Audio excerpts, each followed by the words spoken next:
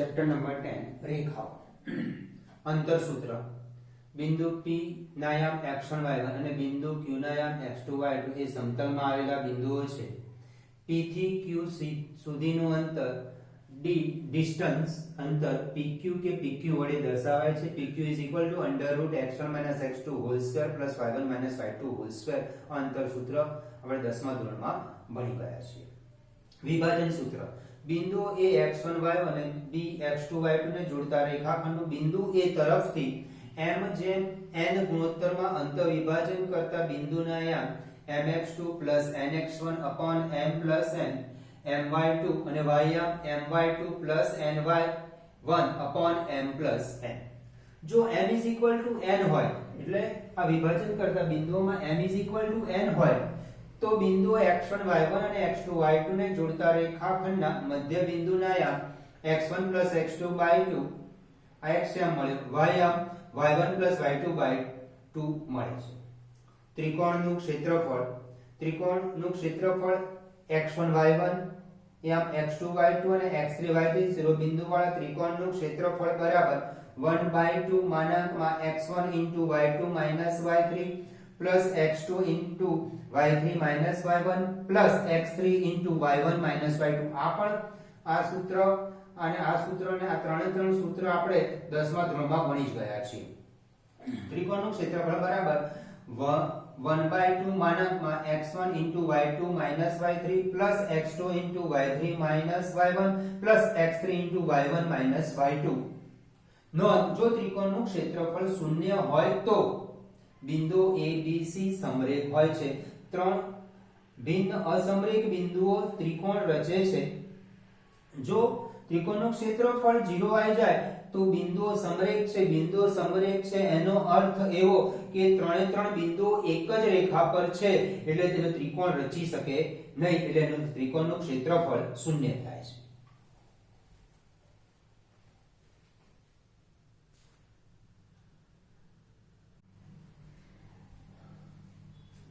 x અક્ષ y અક્ષ આ રેખા L એ x અક્ષની ધન દિશા સાથે θ ખૂણો બનાવે છે. આ એનો પૂરક કોણ છે 180 θ. યામ સમતલમાં કોઈ પણ રેખા x અક્ષ સાથે એકબીજાના પૂરક કોણ હોય તેવા બે ખૂણા બનાવે છે. આનો પૂરક કોણ આ. યામ સમતલમાં આવેલી એક રેખા x અક્ષની ધન દિશા સાથે ઘડિયાળના કાંટાની વિરુદ્ધ દિશામાં જે ખૂણો બનાવે તેનું માપ θ હોય તો તેને રેખા L નો ઝોક કહે છે. હવે ઘડિયાળના કાંટાની વિરુદ્ધ દિશામાં રેખા x અક્ષની ધન દિશા સાથે ઘડિયાળના કાંટાની વિરુદ્ધ દિશામાં. હવે આપણે એકમ વર્તુળ ભણી ગયા છે. એકમ વર્તુળમાં આ રીતે આપણે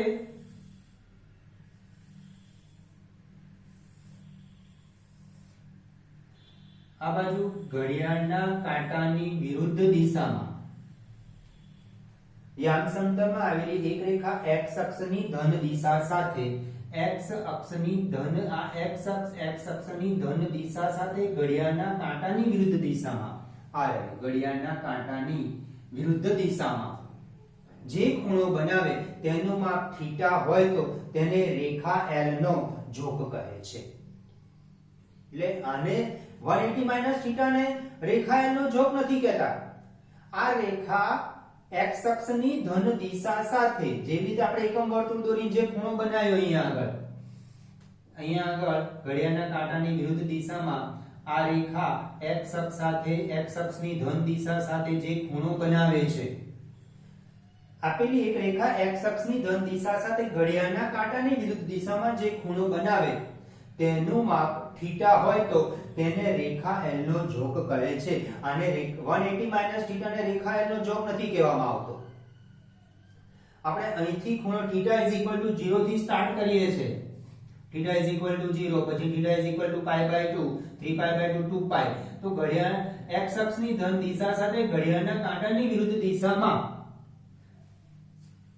જે ખૂણો બનાવે તેનું માપ θ હોય તો તેને રેખા L નો ઝોક કહે છે.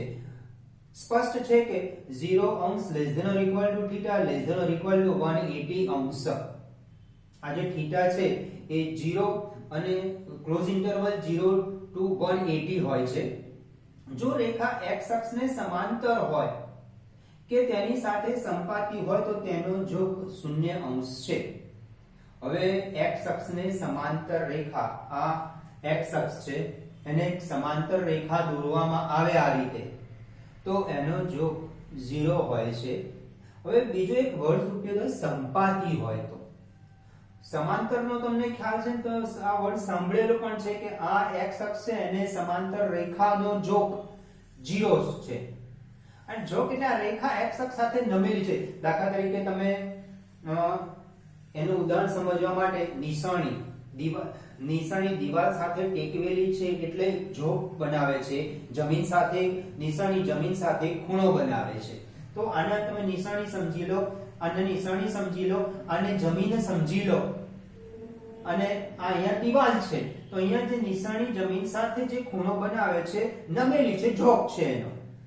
જો રેખા x અક્ષને સમાંતર કે સંપાતી હોય, હું એક રેખા દોરું છું આમ x અક્ષને સમાંતર, તો એનો જોગ 0 આવે. કારણ કે અહીંયા આપણે θ 0, તો અહીંયા x અક્ષ ને સમાંતર એક રેખા દોરવામાં આવે તો એનો જોગ શું આવે? 0 આવે છે. હવે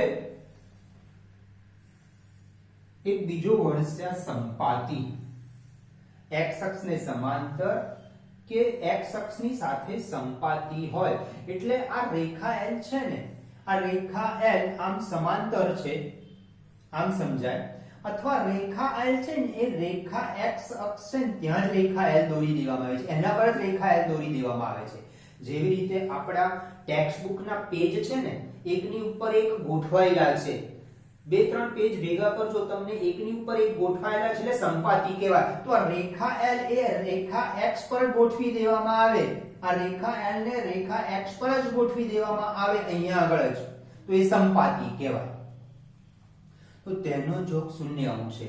રેખા L એ x અક્ષને સમાંતર હોય કે સંપાતી હોય એટલે આ રેખા L ને રેખા x અક્ષ પર જ એક્ઝેક્ટ ગોઠવી દેવામાં આવે તો તેનો જોગ 0 અંશ છે. અને જો તે શિરોલંબ રેખા હોય એટલે કે y અક્ષને સમાંતર કે સંપાતી, શિરોલંબ એટલે અને શિરોલંબ રેખા કહેવાય, અને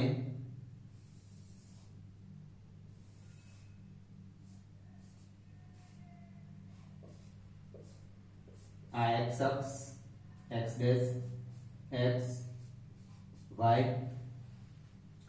અને જો તે શિરોલંબ રેખા હોય એટલે કે y અક્ષને સમાંતર આ રેખા L y અક્ષને સમાંતર હોય અથવા રેખા L ને y અક્ષ પર જ એક્ઝેક્ટ ગોઠવી દઉં છું બંધ બેસતી એના પર જ, તો તેનો જોગ 90 અંશ છે. કારણ કે આપણે કોને જોગ કહીએ છે કે x અક્ષની ધન દિશા સાથે ઘડિયાળના કાંટાની વિરુદ્ધ દિશામાં, તો આ રેખા x અક્ષ સાથે શિરોલંબ એટલે અહીંયા 90 અંશનો ખૂણો બનાવે છે તો એનો જોગ 90 અંશ આવે છે. અથવા આ રેખાને એક્ઝેક્ટ y અક્ષ પર ગોઠવી દો તો પણ એનો જોગ 0 અંશ આવે છે. હવે એક અહીંયા વર્ડ સમાંતર અને સંપાતીનો ખ્યાલ આવી ગયો કે આ જ્યાં x અક્ષ છે એના પર જ એક્ઝેક્ટ રેખા L ગોઠવી દીધી તો એનો જોગ 0 અંશ આવે છે. આ શિરોલંબ રેખા છે એ શિરોલંબ રેખા y અક્ષને સમાંતર છે, અથવા આ રેખા L ને હું એક્ઝેક્ટ y અક્ષ પર જ ગોઠવી દઉં છું એટલે બંને અલગ નથી, એક જ છે, પણ આ રેખાને આની પર જ ગોઠવી દઉં છું y અક્ષ પર તો એ સંપાતી થઈ કહેવાય.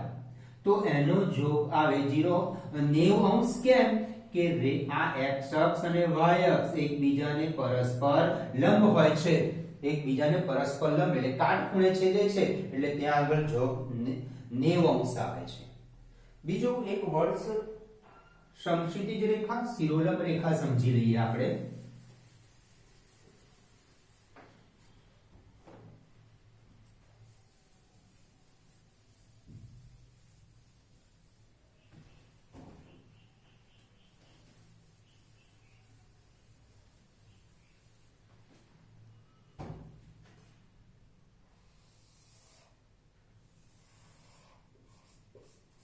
x અક્ષ y અક્ષ આને સમક્ષિતિજ રેખા કહેવાય. આ સમક્ષિતિજ રેખા,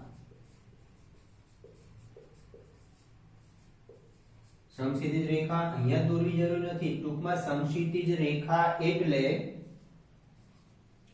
x અક્ષને સમાંતર, એટલે નીચે પણ દોરી શકો આમ સમક્ષિતિજ રેખા, અથવા y અક્ષને લંબ. સમક્ષિતિજ રેખા એ x અક્ષને સમાંતર હોય અથવા એને y અક્ષને લંબ રેખા પણ કહેવાય. હવે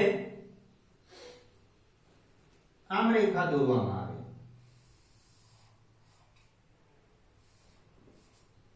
આને શિરોલંબ રેખા કહેવાય. શિરોલંબ રેખા x અક્ષને લંબ હોય અને y અક્ષને સમાંતર હોય. સમક્ષિતિજ રેખા y અક્ષને લંબ હોય અને x અક્ષને સમાંતર હોય. શિરોલંબ રેખા x અક્ષને લંબ હોય એટલે x અક્ષને લંબ રેખા આમ પણ દોરી શકાય, આમ પણ ઘણી બધી રેખા દોરી શકાય. એવું નહીં કે આ બાજુ શિરોલંબ રેખા દોરવી, આમ પણ શિરોલંબ રેખા દોરી શકો. y અક્ષને સમાંતર રેખા આમ પણ દોરી શકાય. શિરોલંબ રેખા એટલે કે x અક્ષને લંબ હોય અને y અક્ષને સમાંતર હોય. સમક્ષિતિજ રેખા એટલે x અક્ષને સમાંતર હોય અને y અક્ષને લંબ હોય. લંબ એટલે કાટખૂણે છેદે. આ સમક્ષિતિજ રેખા, આ શિરોલંબ રેખા.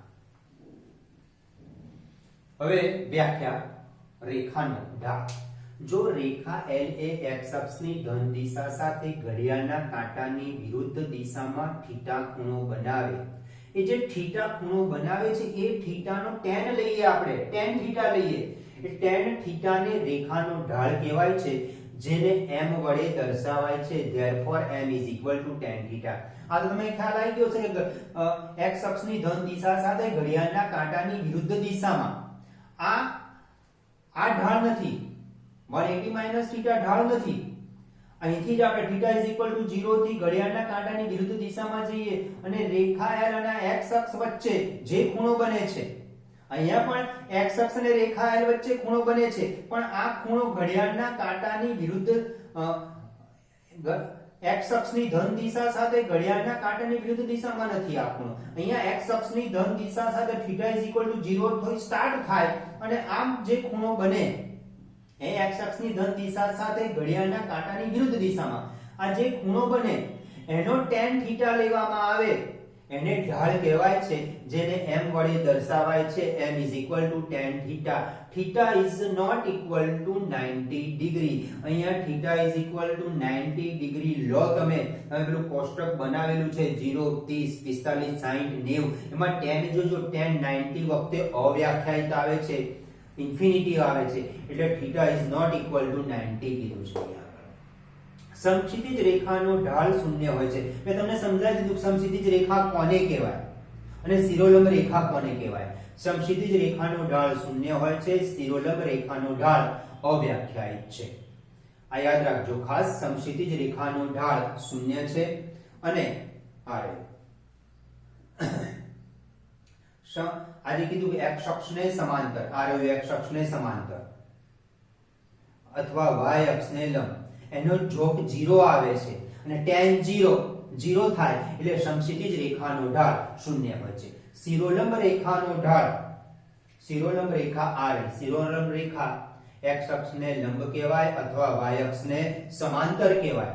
શિરોલંબ રેખાનો જોક 90 આવે છે, એનો tan લઈએ, tan 90 લઈએ, tan 90 લઈએ, tan 90 અવ્યાખ્યાયિત થાય એટલે શિરોલંબ રેખાનો ઢાળ અવ્યાખ્યાયિત છે.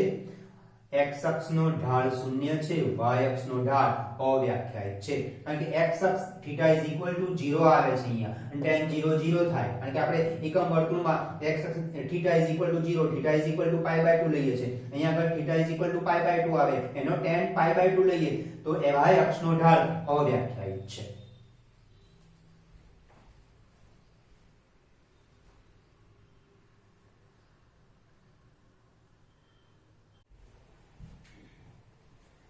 બે બિંદુમાંથી પસાર થતી રેખાનો ઢાળ. બે બિંદુ a x1 y1 તથા b x2 y2 માંથી પસાર થતી રેખા AB નો ઢાળ m is equal to y2 minus y1 upon x2 minus x1 અથવા m is equal to y1 minus y2 upon x1 minus x2. એટલે અંશમાં તમે y આમનો તફાવત જે રાખો તે જ ક્રમમાં છેદમાં પણ x આમનો તફાવત લેવામાં y2 minus y1 કરવામાં આવે તો છેદમાં પણ x2 minus x1 કરવાનું. જો અંશમાં તમે y1 minus y2 કરો તો છેદમાં પણ x1 minus x2 કરવાનું. બે બિંદુમાંથી પસાર થતી રેખાનો ઢાળ આ સૂત્રથી શોધી શકાય છે. હવે બે રેખાઓ પરસ્પર સમાંતર હોવાની શરત. રેખા L1 નો જોક બીટા છે, રેખા L2 નો જોક આલ્ફા છે. બે રેખાઓ પરસ્પર સમાંતર છે L1 અને L2. જો બે રેખાઓ ના જોક સમાન હોય તો એમના tan આલ્ફા અને tan બીટા એટલે કે ઢાળ m1 tan આલ્ફા અને ઢાળ m2 tan બીટા સમાન થાય.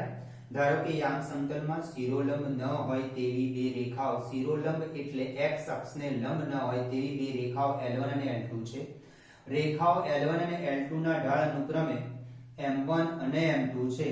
શિરોલંબ ના હોય તે બે રેખાઓ સમાંતર હોવાની આવશ્યક અને પર્યાપ્ત શરત એ છે કે તેમના ઢાળ સમાન હોય. કારણ કે બે રેખાઓ સમાંતર હોય તેમના જોગ સમાન હોય, એમના tan લેવામાં આવે કે tan આલ્ફા અને tan બીટા સમાન થાય અને આપણે એ જે જોક આવે છે એનો tan લઈએ છે એ tan ને ઢાળ કહીએ છીએ એટલે tan આલ્ફા અને tan બીટા સમાન થાય, therefore ઢાળ એમના સમાન થાય. L1 સમાંતર L2 if and only if m1 is equal to m2. એનો અર્થ ઢાળ સમાન રેખા સમાંતર હોય તો ઢાળ સમાન થાય, ઢાળ સમાન થાય તો રેખા સમાંતર છે બંને બાજુ. એટલે if and only if આવશ્યક અને પર્યાપ્ત શરત. એટલે L1 સમાંતર L2 તો ઢાળ સમાન તો L1 સમાંતર L2. બે રેખાઓ પરસ્પર લંબ હોવાની શરત. આ રેખા L1 નો જોક આલ્ફા છે, રેખા L2 નો જોક બીટા છે અને આ બંને રેખાઓ પરસ્પર કાટખૂણે છેદે છે. એટલે આ બંને રેખાઓ પરસ્પર લંબ છે. અહીંયા આ બે રેખાઓ વચ્ચે અહીંયા કાટખૂણો બને છે. ધારો કે યામ સમતલમાં શિરોલંબ ન હોય તેવી બે રેખાઓ L1 અને L2 છે. રેખા L1 અને L2 ના ઢાળ અનુક્રમે આનો ઢાળ m1 આનો ઢાળ m2 છે. Beta is equal to alpha plus 90. આ ગુરુ કોણ છે, આ લઘુ કોણ છે. તો beta is equal to alpha plus 90. બંને બાજુ tan એપ્લાય કરી તો tan beta is equal to tan alpha plus 90. Alpha plus 90 એટલે બીજું ચરણ, બીજા ચરણમાં tan નેગેટિવ ને વિધેય બદલાઈ જાય એટલે માઈનસ cot આલ્ફા એને લખાય minus that is 1/tan alpha. tan beta એનો ઢાળ m2, tan આલ્ફા એનો ઢાળ m1, m2 is equal to minus 1/m1. m1 ને આમ ગુણી કાઢો, m1 into m2 is equal to -1. એનો અર્થ એવો કે આમ સમતલમાં શિરોલંબ ન હોય તે બે રેખાઓ પરસ્પર લંબ હોય તો એમના ઢાળનો ગુણાકાર -1 થાય. શિરોલંબ ન હોય તે બે રેખાઓ પરસ્પર લંબ હોવાની આવશ્યક અને પર્યાપ્ત શરત એ છે કે તેમના ઢાળ એકબીજાના ઋણ વ્યસ્ત હોય છે. એટલે આપણે બે રેખાઓ પરસ્પર લંબ આપ્યો હોય એકનો ઢાળ આપણે જાણીએ છીએ તો બીજી રેખાનો ઢાળ શોધવો હોય તો એનો વિરોધીને વ્યસ્ત કરી નાખવાનો તો બીજી રેખાનો આપણને ઢાળ મળી જાય છે. એટલે કે L1 લંબ L2 if and only if m1 into m2 is equal to -1. if and only if એટલે જો તો અને તો જ. એટલે કે L1 લંબ L2 તો ઢાળનો ગુણાકાર -1, ઢાળનો ગુણાકાર -1 તો રેખાઓ પરસ્પર લંબ એટલે બંને બાજુ સત્ય છે કે ઢાળ પરસ્પર લંબ હોય તો તેમના ઢાળનો ગુણાકાર -1 થાય, ઢાળનો ગુણાકાર -1 તો રેખાઓ પરસ્પર લંબ હોય છે.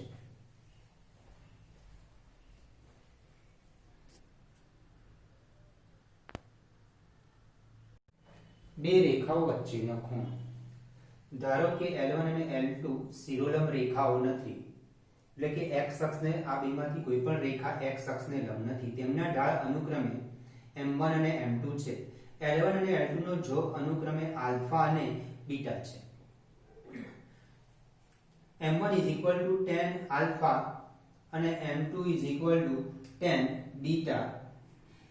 બે રેખાઓ વચ્ચેનો ખૂણો થીટા લઘુકોણ હોય તો tan θ is equal to mod m1 minus m2 upon 1 plus m1 into m2. m1 into m2 is not equal to minus 1. m1 into m2 is not equal to minus 1. જો m1 into m2 is equal to minus 1 હોય તો છેદ 0 થઈ જાય એટલે અવ્યાખ્યાયિત થાય. હવે actually આ સૂત્ર tan alpha minus beta ના સૂત્ર જેવું છે. tan alpha minus beta is equal to tan alpha minus tan beta upon 1 plus tan alpha into tan beta. એ સૂત્રનો ઉપયોગ કરીને જ સાબિત કર્યું છે. tan alpha ની કિંમત m1 મૂકી દીધું, tan beta ની કિંમત m2 મૂકી દીધું. tan alpha minus tan beta upon 1 plus tan alpha into tan beta.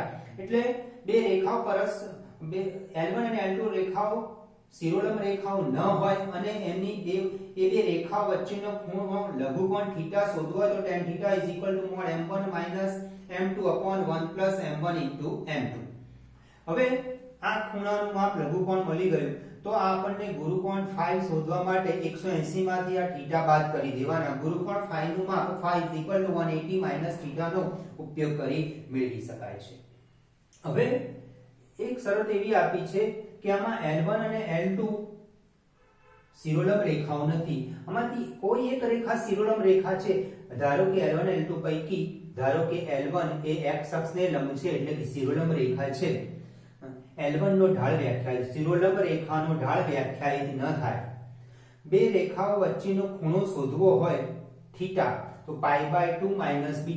એટલે આ જે જોક આપ્યો છે એનો tan શોધી દેવાનું. એને માનકમાં θ is equal to π/2 minus β આ શોધી કાઢવાનું.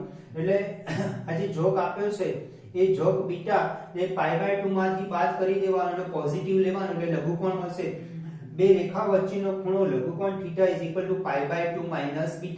એટલે બે રેખા વચ્ચે ખૂણો શોધવાનું એક સૂત્ર આ છે, એક ગુરુકોણ આ શોધાય અને ત્રીજું સૂત્ર આ. સૂત્ર ત્યારે જ વાપરવાનું કે બે રેખાઓમાંથી એક રેખાનો ઢાળ અવ્યાખ્યાયિત હોય અને બીજી રેખાનો આપણને ઢાળ જાણતા હોઈએ તો બે રેખા વચ્ચેનો ખૂણો θ is equal to π/2 minus β. એટલે બે રેખામાંથી એક રેખા x અક્ષને લંબ હોય એટલે x અક્ષને લંબ રેખાનો ઢાળ ન મળે, અવ્યાખ્યાયિત આવશે. અને બીજી રેખાનો ઢાળ મળે એના પરથી આપણે આ બીટા શોધી શકાય અને બે રેખા વચ્ચેનો ખૂણો આ સૂત્રથી શોધી કે θ is equal to mod π/2 minus β.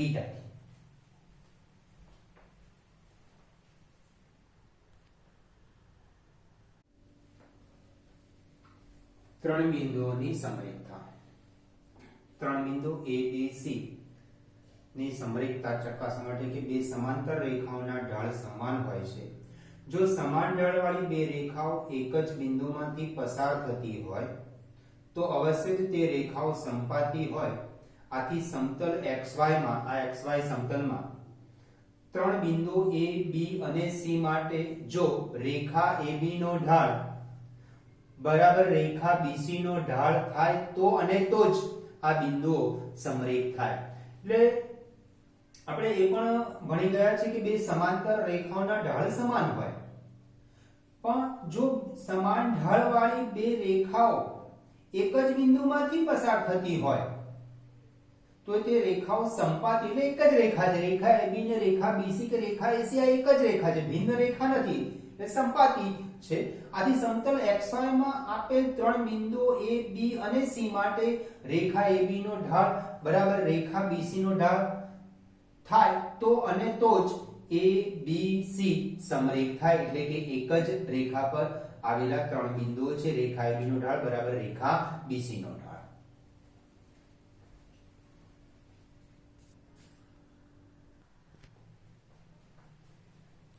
Example number 1. યામ સમતલમાં -4 5 0 7 5 -5 અને -4 -2 શિરોબિંદુ વાળો ચતુષ્કોણ દોરો અને તેનું ક્ષેત્રફળ દોરો. આ ચતુષ્કોણ દોર્યો. હવે એનું ક્ષેત્રફળ શોધવા માટે આપણે અહીંયા બે ત્રિકોણ બનાવી દઈએ. ત્રિકોણ ABD નું ક્ષેત્રફળ આ x1 y1 લઈએ, આ x2 y2 અને આ x3 y3 લઈએ. ત્રિકોણ ABD નું ક્ષેત્રફળ ત્રિકોણ ABD નું ક્ષેત્રફળ બરાબર 1/2 માનાંકમાં x1 into y2 minus y3 plus x2 y3 minus y1 plus x3 y1 minus y2 is equal to 1/2 x1 0 into y2 minus y3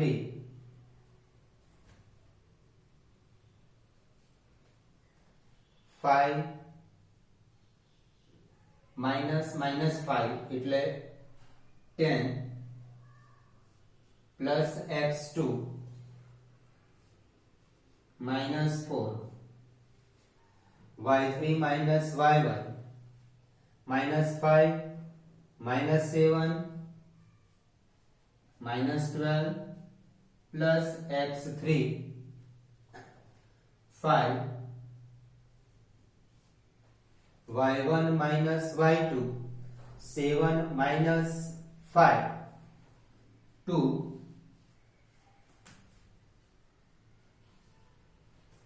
is equal to 1/2 into 48 plus 10 is equal to 1/2 into 58 upon 2 is equal to 29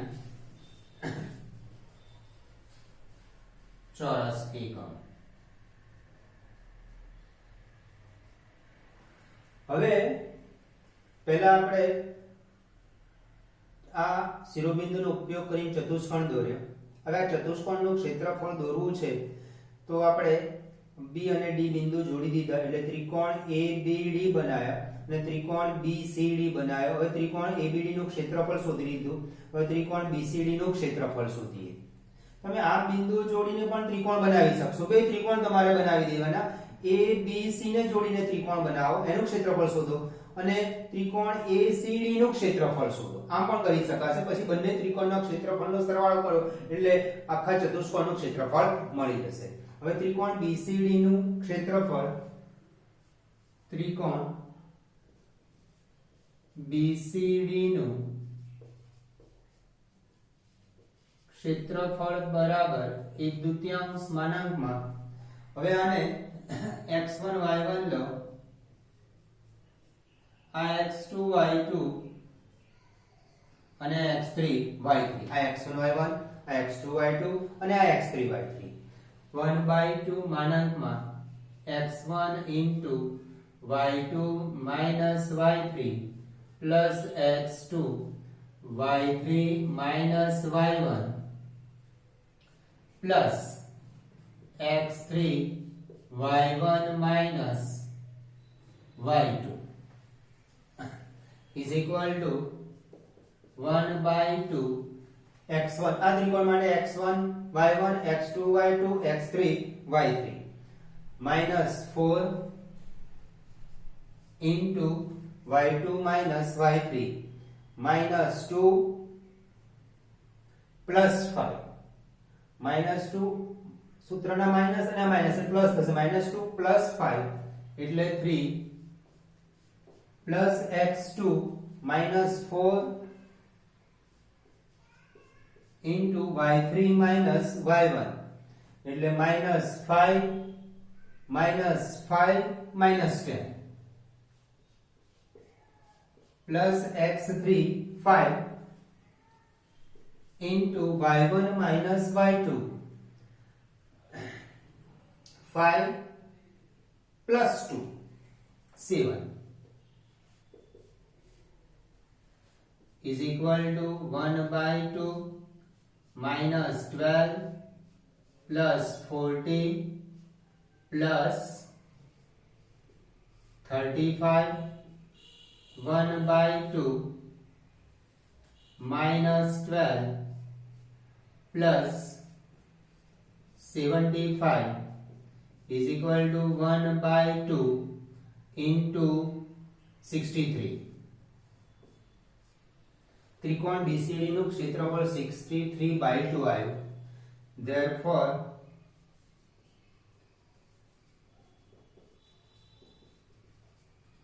ચતુષ્કોણ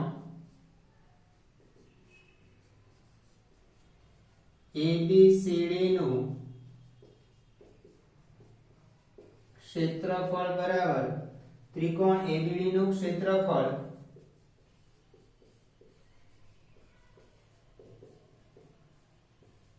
plus ત્રિકોણ BCD નું ક્ષેત્રફળ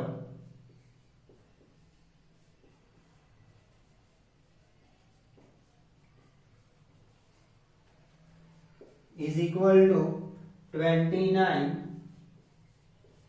plus 63/2 લસા લઈએ 58 plus 63/2 121/2 ચોરસ એકમ. પહેલા આપણે યામ સમતલમાં બિંદુઓ દર્શાવીને એ બિંદુઓ જોડીને ચતુષ્કોણ દોર્યો. હવે ચતુષ્કોણ નું ક્ષેત્રફળ શોધવાનું છે. એમાં B અને D બિંદુ જોડી કાઢે બે ત્રિકોણ ABD અને BCD બે ત્રિકોણ બની ગયા. બંને ત્રિકોણનું ક્ષેત્રફળ શોધ્યું. બંને ત્રિકોણના ક્ષેત્રફળનો સરવાળો કર્યો એટલે આપણને ચતુષ્કોણનું ક્ષેત્રફળ મળી ગયું. આમ પણ ત્રિકોણ બનાવી શકો છો. A અને C બિંદુને જોડીને ABC ત્રિકોણ અને ACD ત્રિકોણ એ બંને ત્રિકોણનું ક્ષેત્રફળ શોધો અને બંનેનો સરવાળો કરો એટલે આપણને ચતુષ્કોણનું ક્ષેત્રફળ મળી જશે.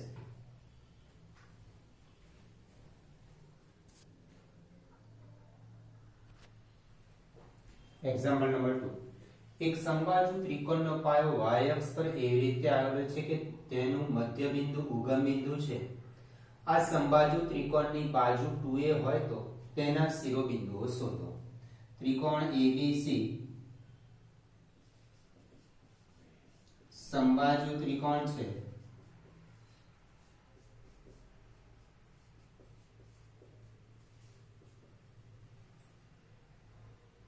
પાયો રેખાખંડ BC એ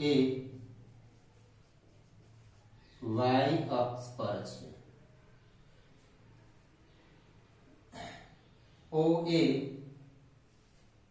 OA બિંદુ O એ રેખાખંડ BC નું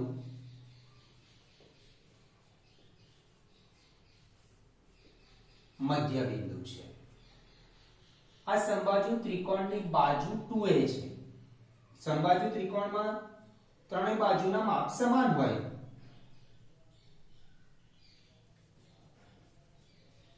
સમબાજુ ત્રિકોણની બાજુ 2a છે. Therefore AB is equal to AC is equal to BC is equal to 2a. ધારો કે A ના યામ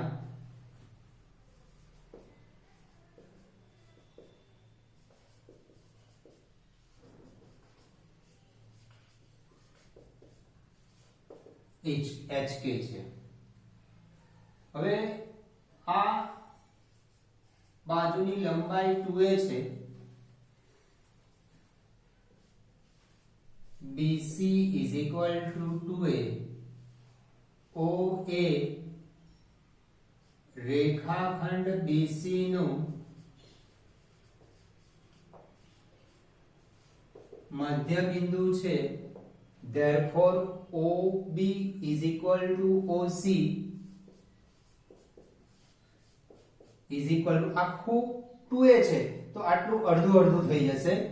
2a/2 is equal to a એટલે આ a થયું અંતર, આ a થયું ઉગમ બિંદુથી આટલું અંતર a થયું, ઉગમ બિંદુથી આટલું અંતર a થયું. Therefore B ના યામ 0 અને C ના યામ 0 - a કારણ કે આ ઉગમ બિંદુથી y અક્ષ પર નીચેના ભાગમાં આવું છે એટલે કે y ડેશ પર છે આ c બિંદુ, એટલે આટલું અંતર a છે તો આ c ના યામ થશે 0 માઈનસ c, અને આટલું અંતર a છે અને આ y પર છે, આ y ડેશ પર છે, એટલે આના b ના યામ થશે 0 a. અહીંયા બધી ધન સંખ્યાઓ હોય છે, અહીંયા ઋણ સંખ્યાઓ લઈએ છે. હવે AB AC,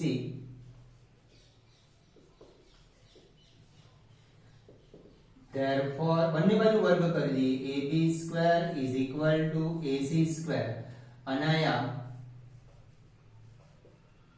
HK છે, અનાયામ 0a અને c ના યામ 0 k, એટલે h 0² x1 x2 whole square plus y1 y2 whole square.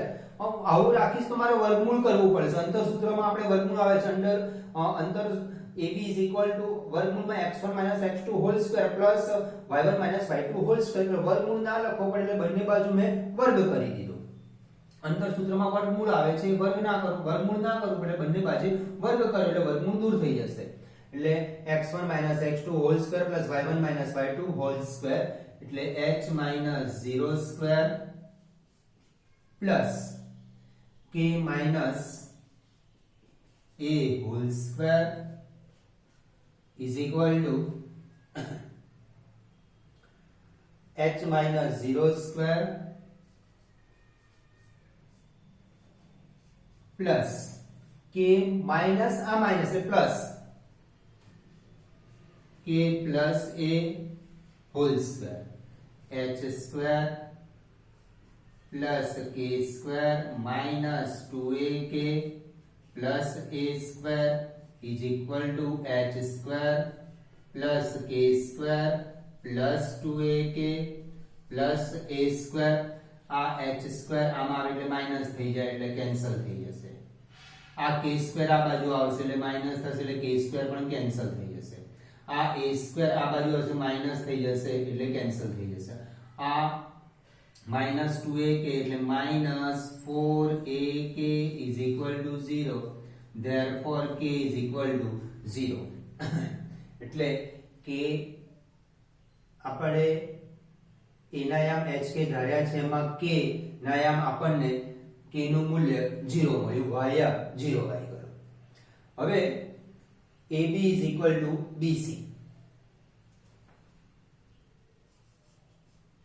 AB is equal to BC. therefore AB² is equal to BC².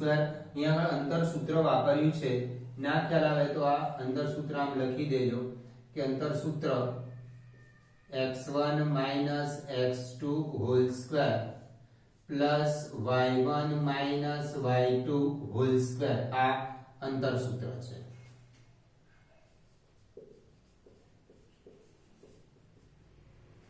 AB is equal to બે બિંદુ વચ્ચે અંતર સૂત્ર √x1 x2 whole square plus y1 y2 whole square. હવે વર્ગ કરી નાખ્યો એટલે વર્ગમૂળ આવે નહીં. ઓકે, એ જ પ્રમાણે અહીંયા આગળ અંતર સૂત્ર પણ AB અને BC વચ્ચે. હવે AB² is equal to BC². AB h -0² h -0² plus k minus a whole square is equal to BC square. આ 2a લઈ લીધો છે એટલે 2a square અથવા BC square is equal to આમ રીતે લખશો 0. આને વચ્ચે આ બંને બિંદુ વચ્ચે અંતર સૂત્ર વાપરીએ તો 0 -0² પ્લસ a માઈનસ અંતર સૂત્રના માઈનસ આવશે, આ માઈનસ છે એટલે પ્લસ થાય a plus a whole square. therefore h square plus k square minus 2ak plus a square is equal to a square plus a નો હોલ સ્ક્વેર એટલે 2a square h square plus k તો આપણે શોધ્યા જ છે એટલે k is equal to 0 minus 2a into 0 plus a square is equal to 4a square h square is equal to 4a square minus a square h square is equal to 3a square h is equal to plus or minus આ વર્ગ દૂર કરીએ છીએ એટલે plus or minus √3a આનું વર્ગમૂળ નહીં નીકળે √3 a સ્ક્વેર નું વર્ગમૂળ નીકળશે a એટલે h is equal to plus or minus √3a એટલે h નું મૂલ્ય આવ્યું plus or minus હવે અહીંયા છે આ x છે x અક્ષ આ x ડેશ છે અહીંયા તમે પોઝિટિવ લેવાય અને આ બિંદુ x અક્ષ પર છે એટલે y આમ 0 આવ્યો એવી જ રીતે તમે આમ પણ ત્રિકોણ બનાવી શકો છો આમ પણ ત્રિકોણ બની શકે અહીંયા જો બિંદુ આવશે તો એનો x આમ નેગેટિવ આવશે એટલે માઈનસ લીધું છે એટલે -3a અહીંયા આવે -3a 0 અહીંયા અને +3a 0 અહીંયા આવશે therefore abc ના યામ a ના યામ √3a0 b 0a c 0 minus a अथवा a ના યામ -√3a0 b 0a અને c 0 minus a b અને c ના યામ તો સેમ જ રહેશે ફક્ત આમ ત્રિકોણ દોરો તમે આમ સમબાજુ ત્રિકોણ દોરી શકાય અથવા આમ સમબાજુ ત્રિકોણ દોર્યો છો તો અહીંયા a ના યામ થશે -√3a0 b ના યામ અને c ના યામ તો સેમ જ છે આ રીતે આપણે શિરોબિંદુ શોધી કાઢે કે એક સમબાજુ ત્રિકોણનો પાયો y અક્ષ પર છે o a તેનું મધ્યબિંદુ છે રેખાખંડ BC નું એટલે ત્રિકોણની બાજુનું માપ 2a સમબાજુ ત્રિકોણની બાજુનું માપ 2a છે એટલે ત્રિકોણની ત્રણેય બાજુઓના માપ 2a હોય o આ પણ 2a થાય આ પણ 2a થાય આ પણ 2a થાય હવે o એ રેખાખંડ BC નું મધ્યબિંદુ છે એટલે આ a થઈ ગયું આ a થઈ ગયું ઉગમ બિંદુથી આટલું અંતર a છે આ બિંદુ y અક્ષ પર છે એટલે એના યામ 0a થાય આ અંતર પણ એ જ છે પણ આ બિંદુ y c બિંદુ y ડેશ પર છે y ડેશ પર હોય એટલે અહીંયા નેગેટિવ y યામ નેગેટિવ હોય એટલે 0 માઈનસ એ લખ્યો અને એ બિંદુને મેં hk ધારી દીધા બરાબર હવે ab ac ત્રિકોણની ત્રણેય બાજુઓના માપ સમાન હોય મે AB AC લીધા અને બંને વચ્ચે અંતર સૂત્ર વાપરી વર્ગ કરી નાખ્યો વર્ગ એટલા માટે કર્યો કે અંતર સૂત્રમાં જે વર્ગમૂળ આવે છે વર્ગમૂળ દૂર થાય અને મે અંતર સૂત્ર h - 0² + k - a નો અથવા આમ પણ 0 - h² + a - k² એવું પણ લખી શકશો તમે વર્ગ કર્યો છે એટલે h - 0² કે 0 - h² કે k - a² કે a - k² બંને સમાન કે આના પરથી k નું મૂલ્ય શોધી કાઢ્યું હવે ab bc લીધા અને બંને બાજુ વર્ગ કરી નાખી ab2 bc2 કર્યા અને અંતર સૂત્રનો ઉપયોગ કર્યો અને h નું મૂલ્ય શોધી કાઢ્યું અહીંયા આગળ તો k 0 છે અહીંયા k ની મૂલ્ય 0 કારણ કે આપણે k 0 શોધ્યા છે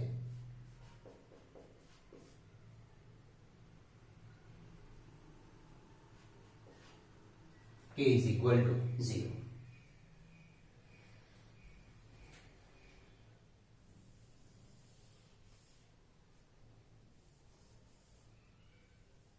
અંતર સૂત્ર આપણે 10મા ધોરણમાં ભણી જ ગયા છીએ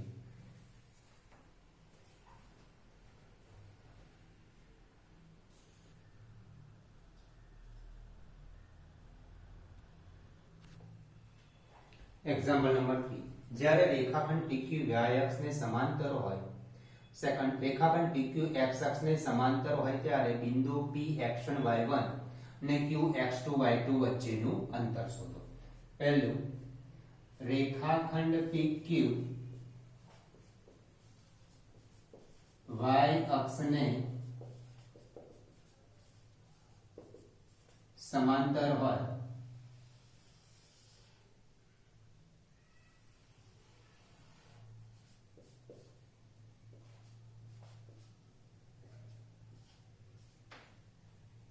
આ રેખાખંડ PQ Px1 y1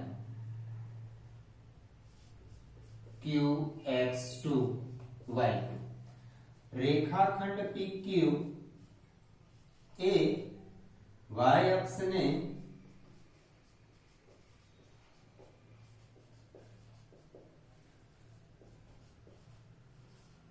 સમાંતર છે, therefore x1 is equal to x2 થાય.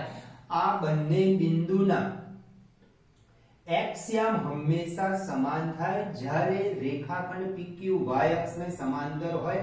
રેખાખંડ PQ y અક્ષને સમાંતર હોય એનો અર્થ રેખાખંડ PQ એ x અક્ષને લંબ હોય. x અક્ષને લંબ હોય એ આ બિંદુ ના બંને બિંદુ જે P અને Q છે એનો x યામ હંમેશા સમાન હોય. તમે આના પર જે બિંદુ દાખલા તરીકે આના પર પણ બિંદુ કોઈ પણ લેવામાં આવે, દાખલા તરીકે આવું છે 3 5 અને અહીંયા છે 3 1. હવે આના પર કોઈ બિંદુ લેવા આવે તો એનો x યામ હંમેશા 3 જ રહેવાનું છે. એટલે આના પર કોઈ પણ બિંદુ આવશે એનો x યામ તો સમાન જ રહેશે. એટલે x1 x2. હવે અંતર સૂત્ર આપણને એવું કીધું છે P અને Q વચ્ચેનું અંતર શોધો. PQ is equal to under x1 minus x2 whole square plus y1 minus y2 whole square. હવે રેખાખંડ PQ એ y અક્ષને સમાંતર છે. y અક્ષને સમાંતર હોવાથી એનો x P બિંદુનો x યામ અને Q બિંદુનો x યામ સમાન હોય એટલે x1 x2 મૂકી દો આની અંદર અથવા x2 x1 મૂકી દો. is equal to under root x2 minus x2 whole square plus y1 minus y2 whole square is equal to આ તો 0 plus y1 minus y2 whole square is equal to આ વર્ગમૂળ છે, આ વર્ગ છે, દૂર થઈ જશે એટલે mod y1 minus y2. આપણને અહીંયા ચોક્કસ બિંદુઓ નથી આપ્યા એટલે મેં અહીંયા માનાંક કરવો પડ્યો. માનાંક એટલા માટે કરવો પડ્યો કે અંતર હંમેશા ધન હોય. એટલે આ x1 y1 અહીંયા લઈ શકાય, x2 y2 અહીંયા પણ લઈ શકાય. એટલે એ પોઝિટિવ રહે એટલા માટે મેં વર્ગમૂળ આ વર્ગ અને વર્ગમૂળ દૂર થાય એટલે મેં માનાંક કર્યો છે કે અંતર હંમેશા ધન જ હોય. હવે સેકન્ડ પાર્ટ એનો કે રેખાખંડ PQ x અક્ષને સમાંતર હોય.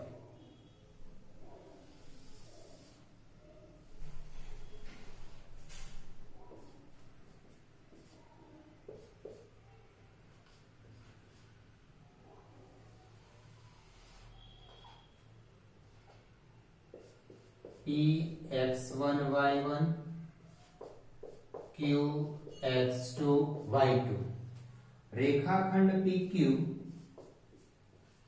એ x અક્ષને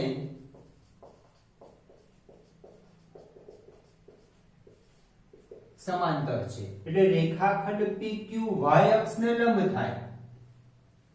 હવે આ રેખાખંડ PQ એ y અક્ષને લંબ થાય તો એમાં આ જે P અને Q બિંદુનો y-યામ સમાન હોય. y1 is equal to y2. દાખલા તરીકે અહીંયા છે -2 3 અને અહીંયા છે 3 3 એટલે આના 4 3 છે. આના પર જે પણ બિંદુ આવે, સપોઝ અહીંયા આપણે બિંદુ લઈએ તો એના યામ લખવો તો અહીંયા પહેલા x યામ લખવો પડે, પછી y યામ લખવો પડે. x યામ બદલાશે પણ અહીંયા જે બિંદુ છે એનો આ જે બિંદુ છે એનો y યામ આના પ્રમાણે અહીંયા 3 જ આવવાનો છે, બદલાવાનો નથી. એટલે રેખાખંડ PQ x અક્ષને સમાંતર હોય તો y1 અને આ y1 y2 થાય. હવે બંને વચ્ચે અંતર સૂત્ર PQ = under root x1 minus x2 whole square plus y1 minus y2 whole square is equal to under root x1 minus x2 whole square. y1 is equal to y2 મૂકી દો તો y2 is equal to y1 મૂકી દો તો y1 minus y1 whole square under root x1 minus x2 whole square plus 0 વર્ગ અને વર્ગમૂળ દૂર થશે એટલે માનાંક x1 minus x2 આની જેમ આપણે ધન બતાવવા માટે કારણ કે x1 y1 p બિંદુ અહીંયા લઈ શકાય q અહીંયા પણ લઈ શકાય અને અંતર પોઝિટિવ રહે એટલા માટે જ આપણે અહીંયા માનાંક x1 x2 કર્યું છે અહીંયા ખાસ એ સમજવાનું છે કે આ રેખાખંડ PQ એ y અક્ષને સમાંતર હોય તો એનો x યામ હંમેશા એ બંને બિંદુનો x યામ હંમેશા સમાન જ હોય રેખાખંડ PQ એ x અક્ષને સમાંતર છે તો આ બંને બિંદુના y યામ હંમેશા સમાન જ હોય એટલે અહીંયા લખ્યું છે therefore y1 is equal to y2 પછી અંતર સૂત્રનો ઉપયોગ કર્યો આમાં અંતર સૂત્રમાં y1 is equal to y2 y2 બરાબર મેં y1 લખી દીધું આ ભાગ 0 થઈ